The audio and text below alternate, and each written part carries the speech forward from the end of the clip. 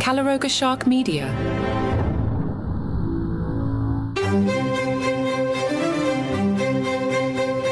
Hello and welcome to Palace Intrigue. I am your host, Mark Francis.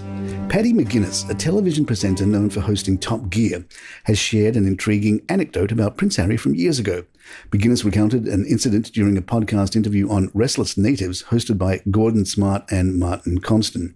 According to McGuinness, he was part of a night out that included Prince Harry, members of the band One Direction, and several footballers. The group found themselves in an underground club in Chelsea, London. McGuinness described the club as a lively venue with all sorts going on. In the midst of the festivities, McGuinness claimed that Prince Harry engaged in some playful antics, including ripping my t-shirt off, snogging and kissing me. But the most memorable moment, according to McGuinness, was when Prince Harry reportedly removed a poster of his late grandmother, Queen Elizabeth, from the club's wall. McGuinness quoted Prince Harry as saying, "I can't have her watching me doing this," indicating a desire for privacy away from the implied oversight of the royal image. McGuinness did not specify the exact timing of this event. He did mention, however, that the club they were in had a secret door for celebrities, safeguarded by security cameras, which suggests a level of exclusivity and privacy for its high-profile guests. Did Harry and Meghan react to a video released by William and Kate? Royal expert Emily Andrews questioned the timing behind the release of a new video. She explained, "I think the issue here that has perhaps got those eyebrows raising is the timing. Obviously, we saw that lovely video from Kate where she took George, Louis and Charlotte to a baby bank last month, and they were helping out volunteering, picking presents for children. Archwell's video is normally released in January. That's when Archwell has done it every year. But, of course, this year they're releasing it in December, so that's why people are saying, well, of course, if you know Kate can use her children to get such good publicity, Harry and Meghan can play that game too." Anti-poverty campaigners have expressed concerns regarding Kate's visits to baby banks. They argue that such visits could inadvertently normalize the idea that charity is the primary solution to poverty. Kate's video showed her and the children volunteering at a baby bank in Holyport, Berkshire, to sort Christmas presents. Sabine Goodwin, director of the Independent Food Aid Network, emphasized the delicate balance between encouraging charitable donations and normalizing charity as a response to poverty. She acknowledged Kate's good intentions but stressed the importance of addressing poverty's root causes rather than solely focusing on charitable responses. Graham Whitman, chief executive of Greater Manchester Poverty Action, echoed these sentiments. He noted that while Kate's visit brought attention to the struggles of low-income families, it should also serve as a call to action from policymakers to tackle the underlying issues causing poverty.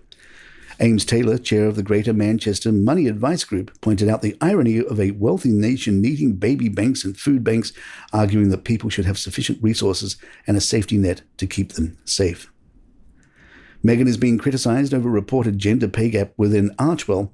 Despite her public commitment to equality, a recent tax return indicates a significant disparity in the salaries of Archwell's top employees, raising questions about the implementation of these principles within her own company. The tax return revealed that James Holt, Archwell's executive director and president, received a salary of $227,000. Meanwhile, senior strategic advisor Michael Stein was paid $140,000. Co-executive director Shauna Knepp earned $92,000. This information has sparked a wave of criticism on social media, with users pointing out the stark contrast between the high salary of the male executive director and the considerably lower pay of the female co-executive director, despite their similar job titles. Critics have highlighted that Shauna, despite her substantial experience and nearly identical role, earns less than half of what her male counterpart James Holt earns, and significantly less than other male colleagues in seemingly subordinate positions. One social media user posted, "Justice for Shauna Knepp, no bonus and much less pay. Which feminist allows that?" Palace Intrigue will be right back. Prince William took part in a charity event organised by The Passage, a charity dedicated to assisting individuals experiencing homelessness. As the patron of this charity, William actively participated in their Christmas party, contributing to the event by preparing and serving food to the attendees. During this festive occasion, William engaged in various activities, donning an apron, posing for photographs, and interacting with those present at the event. Buckingham Palace seems to have discreetly responded to a statement by Omid Scobie in his recent book Endgame. Scobie alleges in his book, citing a royal insider, that Prince Edward excessively fears germs. According to the book, he notoriously shuns most physical interactions with the general public. However, Buckingham Palace has countered this assertion by releasing a video of the Duke of Edinburgh's recent visit to Wharf Studios in Barkingham and Dagenham, East London, which appears to contradict Scobie's statement. During this visit, the royal, who supports the Production Guild, was observed engaging in handshakes with people. King Charles is set to embark on a significant royal tour to Canada next spring, marking his first official visit to a Commonwealth realm as monarch since his coronation. This visit, however, is anticipated to be challenging as recent polls indicate a shift in Canadian public opinion against the monarchy. The King will be joined by the Queen for his tour in May, which is planned to last about a week. In preparation, royal officials are reportedly working closely with the King's aides to strategize for the visit in a way that minimizes potential opposition. Sources familiar with the planning of this visit have expressed concerns about the reception that the King and Queen might receive in Canada. These insiders have noted that the tour is expected to be a significant test of King Charles' popularity in the country. Recent polling data in Canada underscores these concerns.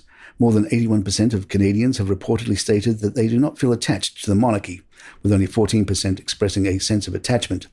Additionally, before King Charles' coronation in May, a poll conducted by CBC, Canada's national broadcaster, suggested that 60% of Canadians were opposed to recognizing Charles as the King of Canada. With The Crown ending, series creator Peter Morgan reflected that his portrayal of the Queen is wrestling with the illogicality of the system that required such duty of her.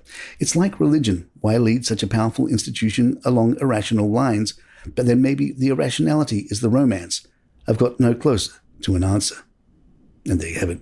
If you'd like to email us, our address is thepalaceintrigue@gmail.com. Please follow us on Spotify, Apple, or your app of choice. And on YouTube, hit that subscribe button for us. I'm Mark Francis. My thanks to John McDermott. This is Palace Intrigue. Good times.